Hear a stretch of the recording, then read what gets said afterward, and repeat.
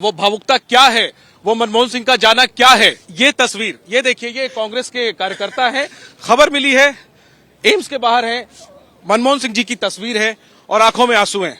क्या नाम है आपका, क्या कहना चाहते हैं? सर मेरा नाम अनवर मिर्जा है।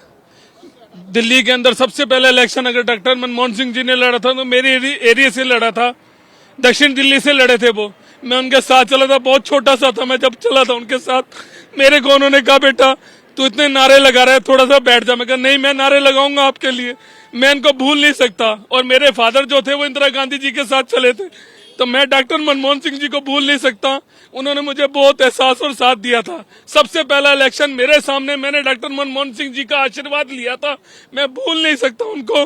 आज मुझे बहुत दुख और एहसास हुआ है, मैं बता नहीं सकता सर आपको। मैं अपने आप को ये सोच रहा हूँ कि उनको नहीं होना चाहिए था, मुझे मौत मिल जाती तो मैं अपने आप को बहुत सुकून पाता, उन्हें ना मिलती, क्योंकि उन्होंने देश के लिए बहुत कुर्बानी दी और देश को बचाने के लिए सबसे आगे खड़े रहे सर। ये सच बता रहा हूं मैं, कोई वो नहीं है सर कि किसी को वो। मेरे पास फोटो में है डॉक्टर मनमोहन सिंह जी के, जो सबसे पहला इलेक्शन वो लड़े थे सर, जिन्होंने मुझे, देश के प्रधानमंत्री ने मुझे आशीर्वाद दिया था। मैं उनका आशीर्वाद भूल नहीं सकता सर। मेरे को मौत दे दे लेकिन डॉक्टर मनमोहन सिंह जी को बचा ले कोई। मिर्जा साहब, मनमोहन सिंह जी अब इस दुनिया में नहीं है, आप लाइव हैं, देश आपको सुन रहा है। मैं आपसे फिर वापस वो सवाल पूछता हूं कि क्या यादें हैं आपकी जब दक्षिणी दिल्ली से मनमोहन सिंह लोकसभा का चुनाव लड़ रहे थे। आपने बताया कि आप उनके साथ थे, आप उनसे मिले थे, क्या उम्र थी आपकी, और तब मनमोहन सिंह एक बच्चे के साथ किस तरीके से मिलते थे अपने कैंपेन के दौरान? सर बिल्कुल प्यार से मिले, क्योंकि मेरे फादर उस टाइम नहीं थे, लेकिन लोग जो वहाँ के क्षेत्र के लोग थे उन्होंने मिलवाया। क्या उम्र थी? सर 18 साल की मेरी उम्र थी सर उस टाइम में जी। मैं क्या यादें हैं आपकी, क्या विशेष थी जब हम आए तो बड़े प्यार से वो आए, स्टेज पे चढ़े, स्टेज पे चढ़ के हर बच्चे से, हर लोगों से बड़े प्यार मोहब्बत से मिलते थे।